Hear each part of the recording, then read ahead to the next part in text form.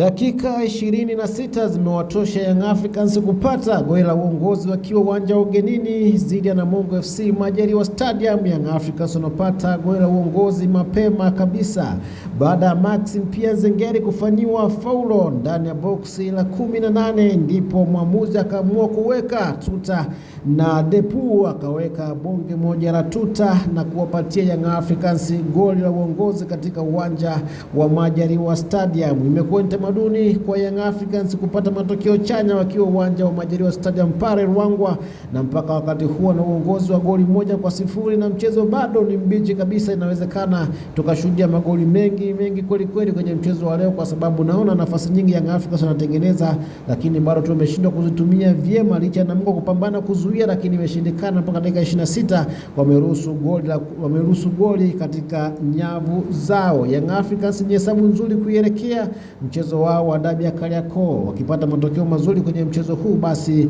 wataongeza confidence zaidi, kwanza kwa wachezaji wenyewe, benchi la ufundi na mashabiki wa klabu ya Yanga watapata morali kuelekea mchezo huu ambao ni mchezo mkubwa hapa nchini Tanzania, tukizungumzia dabi ya Kariakoo. Mchezo unaofuata ni mchezo wa Simba dhidi ya Tanzania Prisons, na mnyama anatakiwa kufanya vizuri pia ili endelee kuwa na mvuto zaidi kuifuata dabi ya Kariakoo itakayopigwa pale visiwani Zanzibar, New Aman Complex, majira ya saa 3 usiku. Baada ya watu kufuturu ndipo game itakwenda kupigwa hapo